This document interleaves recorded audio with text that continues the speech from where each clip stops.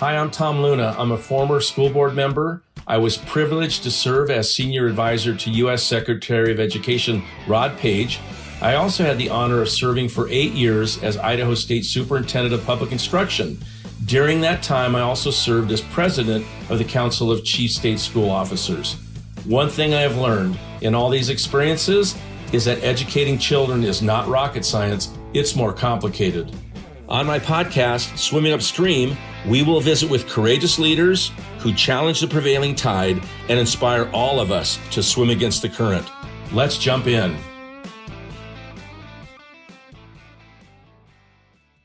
Welcome back to another episode of Swimming Upstream, where we visit with education leaders from around the country, talking about their service to their states and to the children of their states. Many of them are national leaders because of the work and examples they've set in their states, but all of them had to learn to manage and navigate the resistance that comes with the kind of change that many of us are trying to accomplish in our schools today. And we're going to talk to one of those that has a very unique background, and I think you'll find it very interesting. And we want to welcome to Swimming Upstream State Superintendent of Public Instruction from the great state of Arizona, Superintendent Tom Horne. And Tom, welcome to Swimming Upstream. It's good to be with you. Thank you, Tom. You bet. Tom, I mentioned, just a moment ago that you do have a unique background that I think goes all the way back to a school board member. And that in and of itself is unique with any number of state superintendents around the country, but yours gets more unique as the story goes. So just talk to us about your pathway and what leads you here to this term as Superintendent of Public Instruction in Arizona. Well, I ran for my school board, which is the third largest school district in the state, when I had 4 preschool kids, wanting to be sure the schools would be good for them. And I stayed long enough to give a diploma to my youngest. So that was 24 years on the school board, 10 years as its president. I was elected to the legislature, served 4 years there, chairman of the Academic Accountability Committee. Then I served as state superintendent of schools for 8 years. And after that, I was the Arizona Attorney General. And then I took some time off to go back to my law practice to get my finances in order, because elective office doesn't pay much in Arizona. And then and then this past year, I ran for state superintendent of schools again. And so this is my 3rd term. Even though we have a 2-term term limit, it's 2 consecutive terms. So I was able to run for my 3rd term. I see. Okay. So you and I actually served when I was the state superintendent in Idaho. You were the state superintendent of public instruction in Arizona, and then elected attorney general. And like you said, took a brief break, and now you're state superintendent again.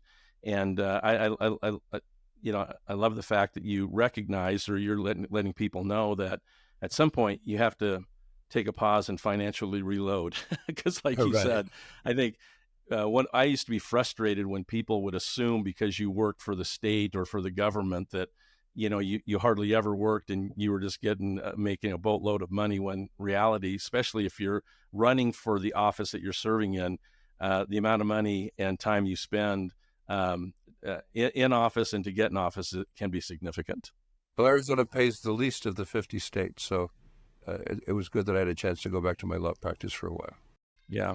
Well, let's talk about some of the things that are happening in Arizona today, but I want to start by going back a bit and talk about the fact that for at least a couple decades, Arizona has been known for promoting more school choice for families. I think back at the time when Lisa Keegan was the state superintendent there, and she was not only a champion of charter schools in Arizona, but became one of the champions of charter schools across the country. And Arizona was one of the first states to really, set an example for other parts of the country on school choice when it came to charter schools. And today, Arizona continues to do more and more in expanding school choice. Oftentimes we hear about some of the programs in Florida that I think are wonderful, and a lot of folks have looked at that. But if I'm correct, Arizona now has the largest ESA program in the country. And you can correct me if I'm off by a state or two.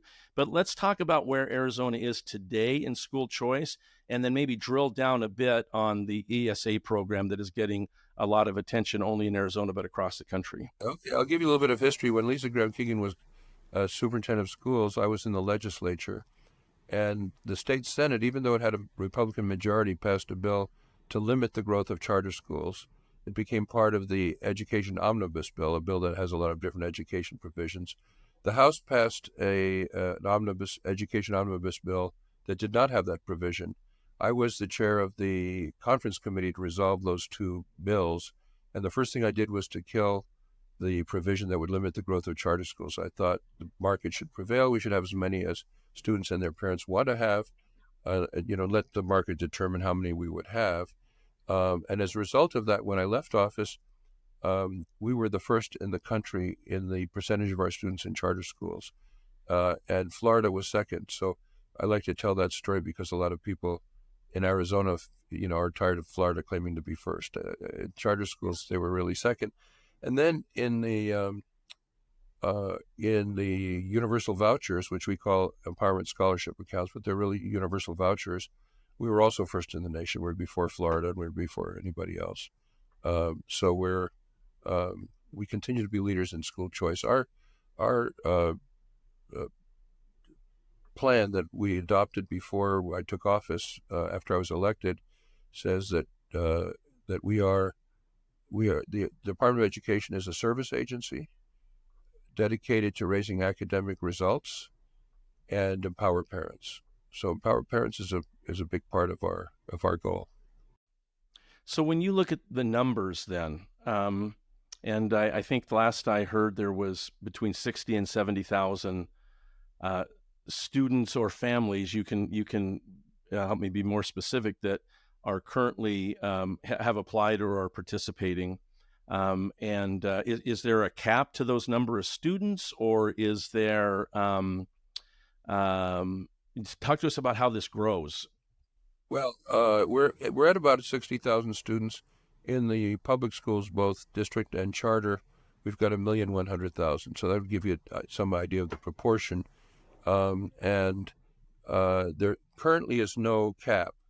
The governor, who's a Democrat, and I'm a Republican, and she's opposed to parental choice, has been saying that the cost of this program will exceed the projections, and the state will have a $300,000 deficit as a result. I've been saying that that's not correct.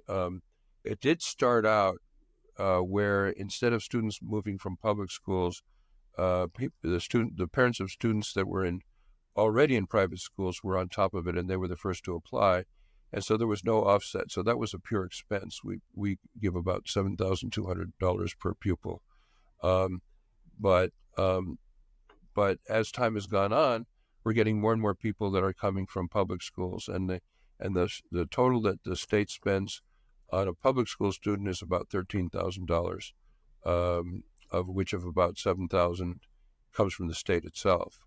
But local taxpayers are paying taxes also. So to taxpayers in general, there's a savings every time a student moves from a public school to a ESA.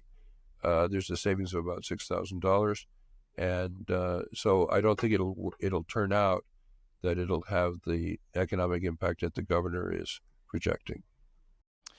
Tom, it makes me think that you made a comment earlier that charter schools,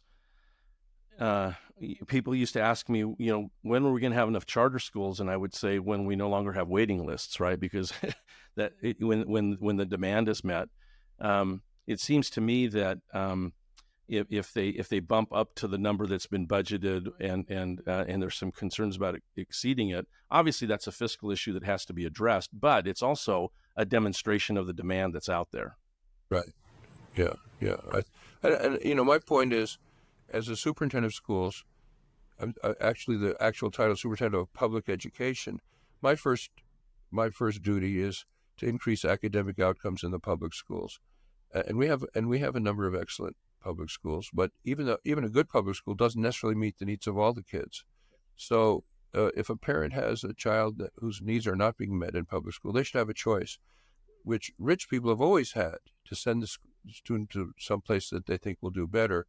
And now, I believe that people at all economic levels should have that choice. And Tom, I really appreciate you emphasizing the fact that school choice isn't about bad or failing schools. And to your point, you have many schools and with great teachers doing a great job. Um, but if a child is going to that school and for whatever reason their needs are not being met and they can be met better somewhere else, then the choice is there for the parents to make. We have families that have, say, 3 kids, and 2 of them are in public schools, and one of them, for some reason, it doesn't match that student's needs, and so he's in private school and he's getting an ESA. Yeah, perfect. So talk about one of the things that is always debated, especially when I was in office, is about like the Blaine Amendment, which puts restrictions, or at least was assumed put restrictions on how states could spend public dollars on private schools. And we had the Supreme Court decision in Montana that definitely opened the window of opportunity to that maybe there was more flexibility for states to offer a choice, including non-public education. But talk about some of those things, how you navigate those when people either try to make the philosophical argument or even the legal argument about whether there's constitutional restrictions to using um, state tax dollars to fund a private school. I don't think legally that's not a barrier anymore. The states have found ways around that. They view the Blaine Amendment as applying to the state giving money directly to the private schools. Here, the parents are directing the money, and the courts have upheld that. So that's no longer a problem. One of the things I say, because I'm really a public school person, I went to public schools. My 4 children went to public schools. They all did very well. But I believe that choice will cause the public schools to do better academically because competition is good for everyone. That's why the United States was prosperous and the Soviet Union was poor, because we had competition where people work hard and produce a lot. And they had a government monopoly. And as they used to say in Poland, we pretend to work and they pretend to pay us. And with that, with that philosophy, you don't produce much, and so the country's poor. And the same applies to education. If a public school is afraid of losing students to a private school, they'll be motivated to do a better job of doing well academically, so the parents won't want the student to move. Yeah.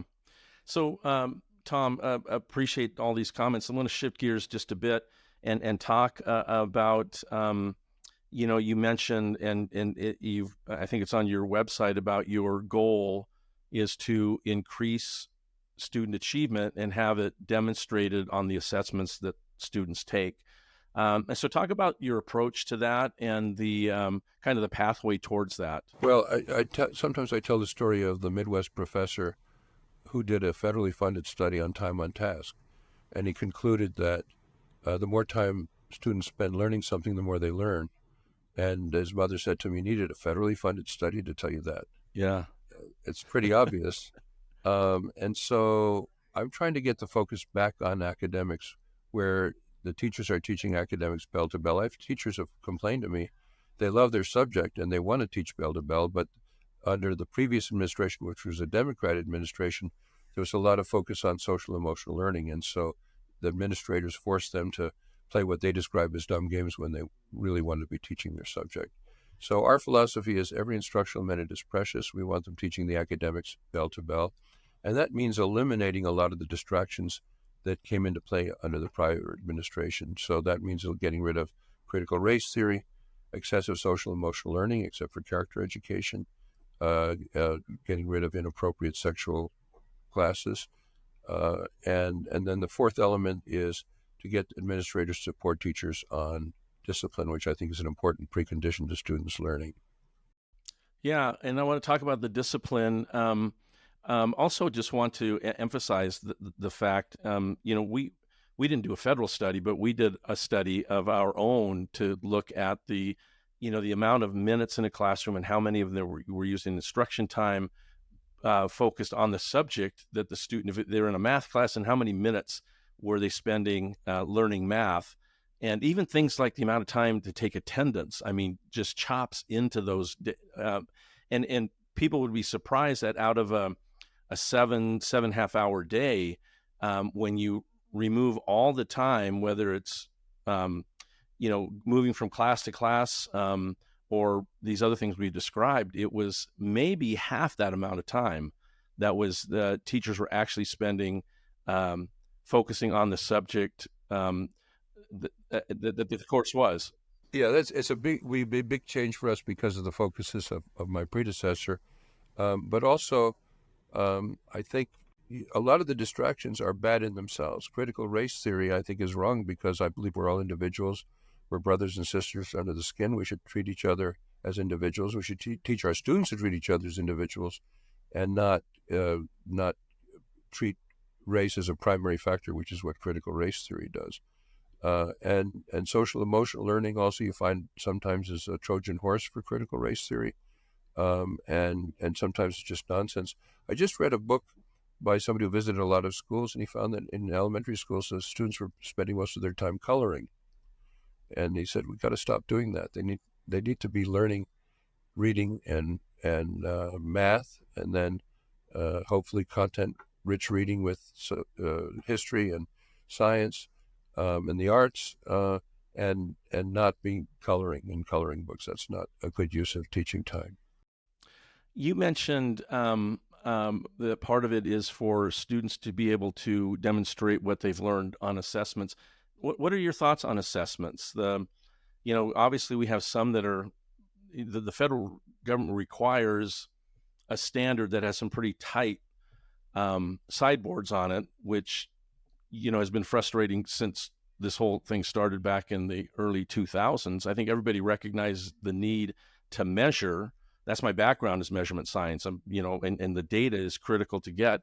But that pendulum can swing too far. So talk to us about what kind of assessments you think are the ones that are going to demonstrate the learning that we know students need to, and the skills we know that students need. Yeah, well, I'm in my ninth year as superintendent, and then I also had 24 years as a school board member and president and in the legislature. And so I was often asked, if you emphasize test too much, the teachers will teach you the test. And this has been my response. On the on the reading test, we ask students to read a passage and answer questions showing that they've understood it. The only way to teach that test is have the students do a lot of reading, which is a good thing. On the math test, we ask them to solve problems. The only way to teach that test is to give them the the principles of mathematics and then have them do practice solving problems. There's nothing wrong with doing that either. So it shouldn't be the only thing that's taught, obviously, and I'm a big proponent of when they are practicing their reading, it should be content rich with history and science. But it's a good thing to teach to those tests. It's a good incentive, uh, and it's a good measurement. And then we require the ACT test, a college entrance test in high school. And the difference between that and the other tests that we have are our other tests are oriented toward the standards. So we don't test anything that we haven't told the teachers to teach in our standards, and so the teachers know what to teach to reach that goal. But the ACT, you can't do that because the breadth of what they draw on is too wide. You can't teach the standards there. But a lot of it is reading comprehension. So again, if the students need to do a lot of reading, they'll do well on the ACT. And then, other than the math section, even the science section is basically a reading comprehension test. So what's the focus in Arizona on early literacy? Because as you mentioned, reading opens the doors to history and to science and really in many cases even to math, right? So talk to us about early literacy efforts, whether the 8 years you were in office or as you move forward. We have a law that says that if students can't read by third grade, they should be held back. There are some exceptions where they could go to fourth grade if they're making progress, and my goal this year is to tighten up on those exceptions because I'm afraid they've been abused.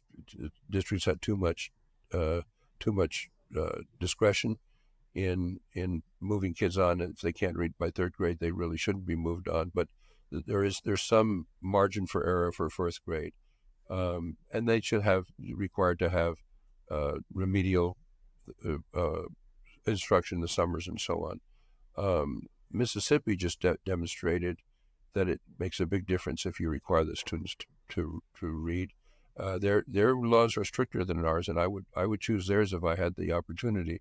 They held back 9% when they passed their law. They held back 9% of the students, which is a fairly big proportion, and that got everybody's attention. So everybody was really focused on making sure the kids could read by third grade.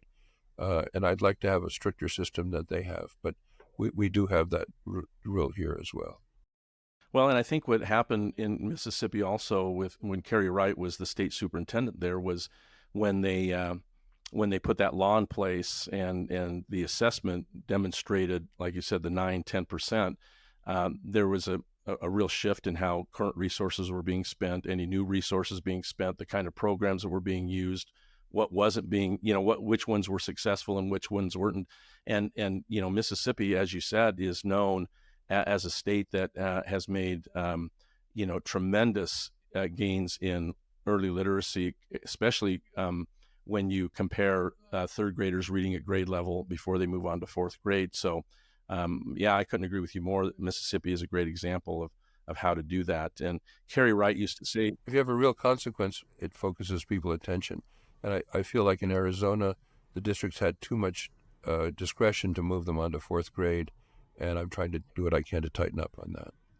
Yeah, Carrie used to say something to the fact that the only people that were really upset with Mississippi's results were the surrounding states in Mississippi because they could always use Mississippi as an example as somebody that was doing poorer than they were, and she took that excuse away from them. So she did some great work there. Tom, you mentioned some things when it came to removing distractions to teaching in the classroom, and one of those was discipline. You and I talked a little bit about this before we jumped on the recording here, and so talk about that, because I couldn't agree more. And it's not new. I was hearing it when I was in office, right, where teachers were very frustrated. They felt their hands were tied.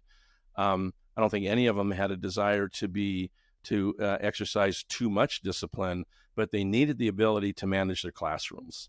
And so talk to us about that and your thoughts. We did not reverse a teacher on a matter of discipline one time, not once in 24 years. We became known as the toughest district around. Our learning went up and our test scores went up. And I'm trying to bring that philosophy to the state.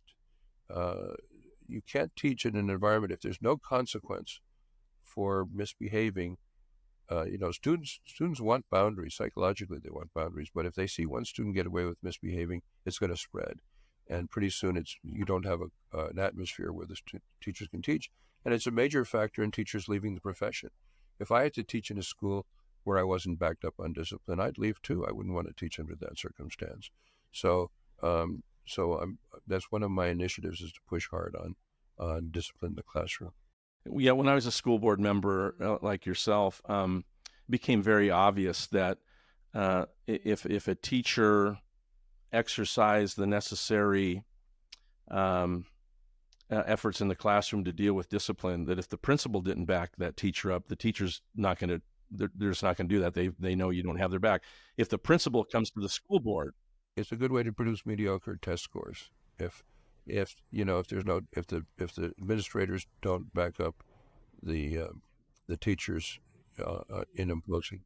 and then ultimately, if the school board doesn't back up the administration, right, in their efforts. So I mean, they all have to know, and the students know too. The first time a teacher doesn't get the support from the principal or the administration, then like you said, it's just going to spread like wildfire, and you end up with this disruption. You're also focusing on other efforts when it comes to school safety. I've been a promoter of what we call school resource officers, SROs, policemen in the schools. My biggest nightmare is that somebody will invade a school and there'll be no one there to protect the kids, and they'll kill 20 kids, as happened in other states. It could happen here. It could happen in your state. And so I'm pushing hard to get police in every school to guard against that. So if if some maniac invades the school, there'd be someone there to protect the students and the staff. What's the pathway towards that? It's through the legislature and then through the legislature provided funding, and last year we had almost $100 million to distribute for schools could choose between school resource officers and social workers. I think both are needed. You need social workers because if a student is upset about what's happening at home, they need someone to talk to, otherwise they can't learn. And you need police to protect them against invasions. Police also are beneficial because they teach courses and they get to know the students, and then the students learn to trust them and not view them as the enemy. So their attitude toward police is much better for the rest of their lives. So almost $100 million went for both police officers and social workers, depending on the choice of the school. Wonderful. Well, Tom Horne, Superintendent of Public Instruction in Arizona, appreciate your time here and the work that you're doing. Congratulations on your third term and your pathway to get there, and the work that you're doing. Your website's pretty robust. I spent some time there. If people want to learn more about any of the number of things you and I discussed, there's opportunities to go there to your website and see the different programs that are in place and kind of see the progress. And I'm sure any of your fellow state chiefs that want to learn more specifically about the work you're doing and maybe pick your brain, welcome them to reach out to you. And the other 49 state superintendents know how to get a hold of you, right? We have that network. So. Oh, sure. Yeah. And our website is azed.gov. If they go on the website and they find something crazy, be aware that's taking us some time to eliminate some of the crazy stuff that was put in under our predecessor. Yeah, those are a work in process, aren't they? So, but Tom, one thing we always do, and I think listeners of Swimming Upstream are maybe hang on to the very end because they enjoy this part of the podcast, but share with us one piece of information or trivia about Arizona that would be a surprise to most people. We have more boats per capita than any other state in the nation. People think of states on the ocean, but we have lakes, a lot of artificial lakes from that Theodore Roosevelt started, and as a result, we have more boats per capita than any other state in the entire country.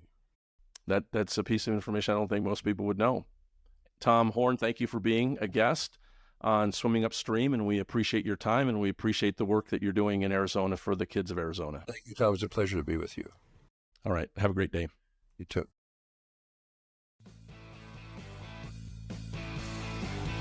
Thank you for listening. And remember, our children may only be 22% of our population, but they represent 100% of our future. If you found this conversation valuable, subscribe to our YouTube channel and find us on your favorite podcast platform. Swimming Upstream is part of the Strategos Podcast Network. To view the entire lineup of our shows, visit our website, strategosgroup.com.